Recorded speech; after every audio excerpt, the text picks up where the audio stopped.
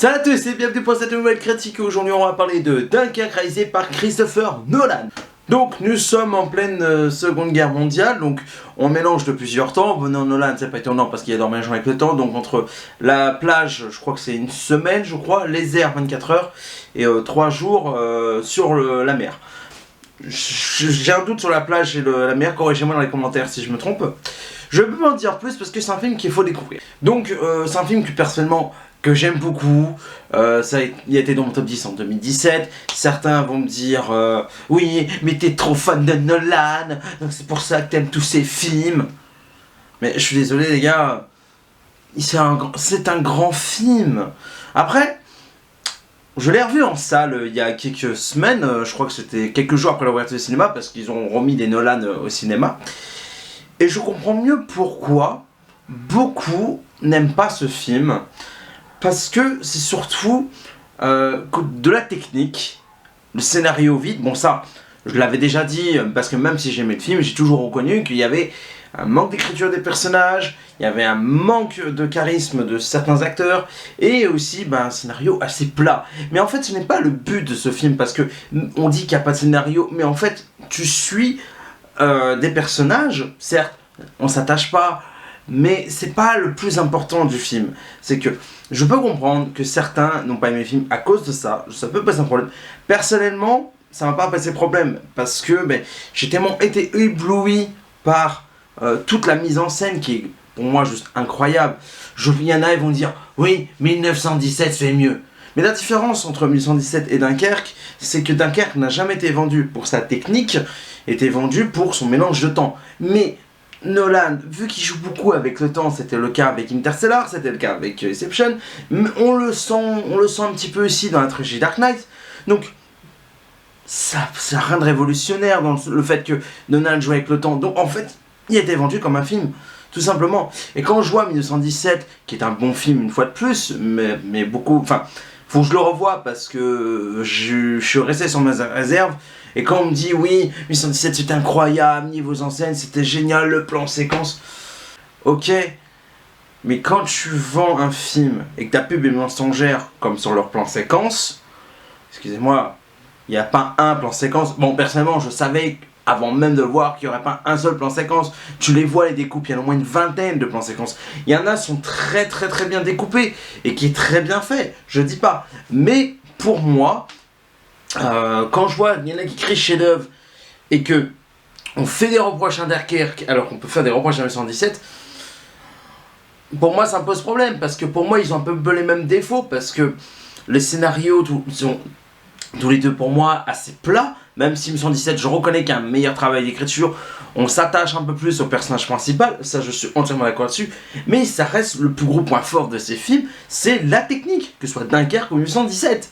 Donc, je suis désolé, pour moi, quand on fait des reproches à Dunkerque, pour moi je peux les faire en 1917, il y en a qui ne sont pas d'accord avec moi. Donc tu craches sur Dunkerque, mais tu peux pas cracher sur 1917 parce que tu cries chef-d'œuvre à 1917. J'en ai entendu des gens dire crier chef-d'œuvre en disant que Dunkerque était une merde, mais crier chef-d'œuvre à 1917. Voilà, après je peux comprendre qu'on n'aime pas Dunkerque une fois de plus.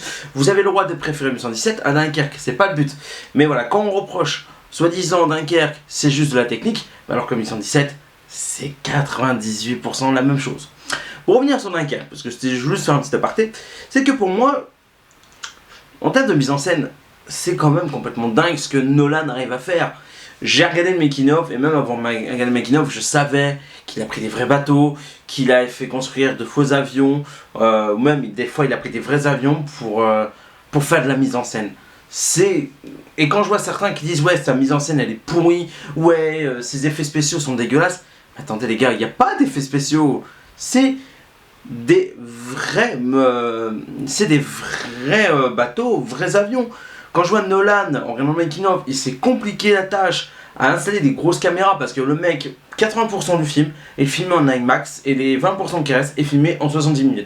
Donc pellicule 70 mm, c'est que c'est plus grand que normal parce qu'en général le film, environ, pas toujours, mais en 35 mm, certains c'est plus petit, d'autres plus gros. Mais bref, donc c'est à dire que quand vous allez le voir, si vous allez le voir en Blu-ray ou en IMAX, quand c'est filmé en IMAX, il prendra tout l'écran et quand il filme en 60 mm, il restera des mini bandes noires contrairement à d'autres films que vous allez voir dans les IMAX qui est filmé en normal, 35 mm, vous aurez pas tout l'écran. Bref, petit aparté.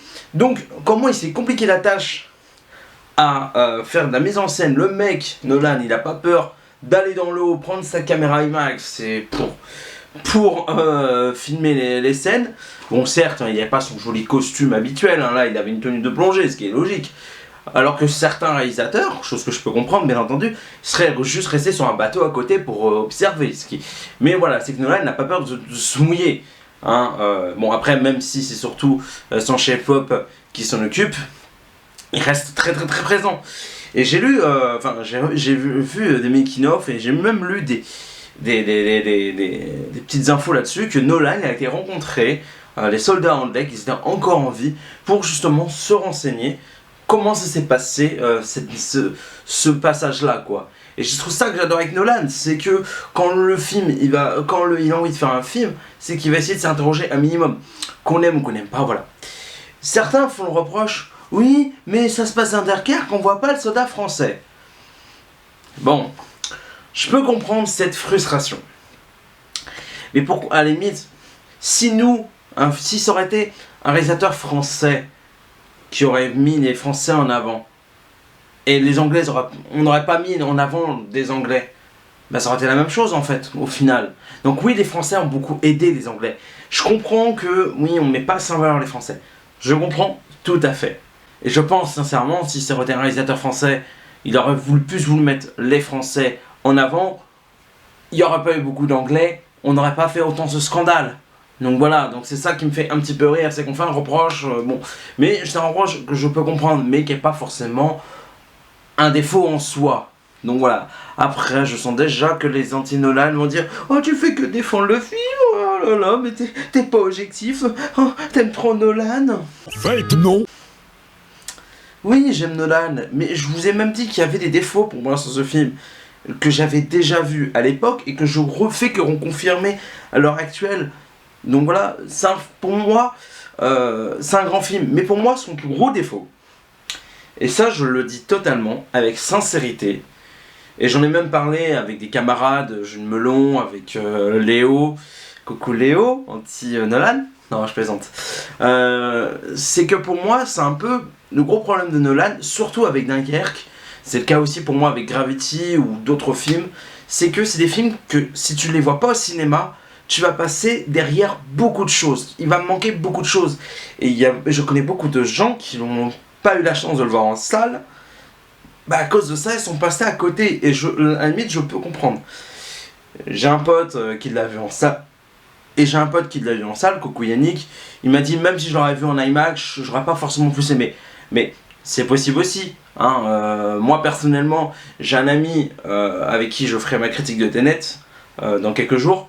Qui l'a vu chez moi, on l'a vu ensemble sur ma télé 4K 139 cm avec deux bonnes enceintes de sono. Bon, donc on avait quand même un bon son sympa, mais bon, c'était pas réglé comme au cinéma et tout, hein, bien entendu, j'ai pas une son qualité cinéma. Enfin, je peux pousser le volume, mais on n'aura pas le son souhaité. Bref, et lui, il a vraiment apprécié le film, mais je pense que s'il l'aurait vu au cinéma, il aurait mieux apprécié. Mais voilà, ça fait comme quoi. Même s'il ne l'a pas vu en salle, il a apprécié le film. Donc comme quoi, quand certains me disent « Ouais, peut-être que je l'aurais vu au cinéma, j'aurais peut-être mieux apprécié. » Oui, ou peut-être pas en fait. Donc voilà, pour moi le gros défaut, enfin il y a beaucoup de défauts, hein, mais pour moi le plus gros défaut de Dunkerque, c'est que c'est du spectacle, et si tu le vois pas au cinéma, tu vas passer derrière beaucoup de choses. Parce que Nolan, il a travaillé le son, l'image, et puis la qualité sonore, qui est juste incroyable. Le film commence... moi en plus je l'ai vu 3 fois en IMAX, je l'ai vu 2 fois à sa sortie, puis je l'ai revu récemment. Le travail qualité sonore, et je crois qu'il a eu 2 Oscars pour ce film, donc mixage son et mixage ton et meilleur son sonore, enfin je sais pas quoi, enfin je sais qu'il y a eu 2 Oscars pour la technique, je crois que c'était pour le son d'ailleurs, montage son et mixage son je crois, enfin peu importe, bref.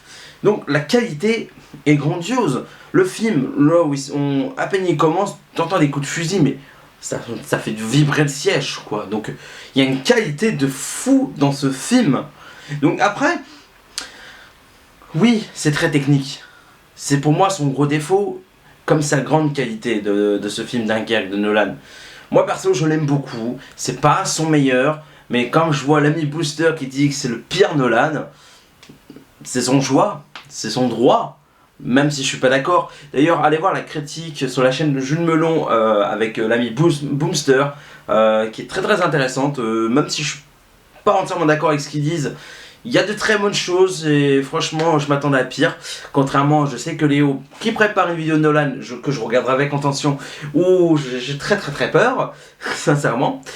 Mais voilà, pour moi Dunkerque, oui, il y a beaucoup de défauts, il y a beaucoup de qualités, mais pour moi les qualités sont à la fois les défauts dans le sens technique. Donc pour moi, j'aime ce film, mais je comprends que beaucoup passent à côté. Et pour moi il y a une scène marquante, c'est la scène de tension. Où ils sont tous en train d'essayer de récupérer des soldats dans l'eau, et pendant un moment t'as l'avion qui est sur le point de s'écraser dans l'eau. La musique de Zimmer qui est assez bonne, je trouve. C'est pas bien sûr sa meilleure compo, ça c'est clair, mais je trouve qu'elle colle tellement bien au film quoi. Donc pour moi voilà, c'est très technique. Donc oui, Dunkerque, c'est surtout pour sa technique que c'est un très bon film, mais je comprends qu'on passe à côté de ce film, voilà. Mais je le dis souvent, que la technique ne suffit pas pour être un grand film. Mais je trouve que la technique, là, il y a vraiment quelque chose de tellement travaillé. Ce mélange de temps, surtout que le mélange d'images, la photographie, que oui, qui est pour moi un très grand level. Mais, ça fait pas un chef-d'œuvre, contrairement à Interstellar. Donc, même sa technique est excellente, pour moi, il souffre trop de sa technique pour faire un grand film, pour couvrir son scénario qui est pas extraordinaire, des personnages parfois un peu creux. Donc voilà, donc je reconnais que voilà, pour moi il manque de personnages, mais voilà, pour autant, c'est un grand Nolan. Je le dis, je sais pas comment je pourrais le classer. Parce que des films de guerre comme ça, où il y a une énorme tension, ce mélange de tension, mélange de temps, ça n'a pas été fait. Après oui, il y a largement mieux comme film de guerre. Hein, il faut se faire sur Ryan, Apocalypse Now. On a également Tu ne tueras point de Mel Gibson. Il y en a plein de films de guerre largement mieux que celui de Nolan. Je suis entièrement d'accord là-dessus. Et je l'assume entièrement. Et pourtant j'adore ce film. Donc voilà, mais voilà, après un troisième visionnage au cinéma, et je l'avais revu 2 fois en Blu-ray, je comprends que beaucoup soient passés à côté. Ça me fait un peu chier, parce que moi je suis un fan de Nolan, et que quand je vois que comment on lèche les boules de 917, bah ça me fait un petit peu chier, parce que bah, on fait beaucoup de reproches à Dunkerque qu'on ne fait pas à 1117. Mais après, voilà, chacun son point de vue. Voilà, pour moi, c'est un très beau 7 sur 10. À l'époque, j'avais mis 8 sur 10, mais je l'ai baissé parce que je trouve qu'au final, il y a de gros défauts sur les personnages. Et pour moi, même moi, si ça me gêne moins que d'autres, ça me gêne aussi au final. Donc voilà. Merci d'avoir regardé cette vidéo, j'espère que ça vous a plu. C'était pas prévu que je fasse une critique de Dunkerque, mais voilà, c'est venu comme ça en attendant Tenet. Et puis voilà, je vous fais des gros bisous, on se retrouve prochainement pour d'autres vidéos. À la prochaine, ciao ciao.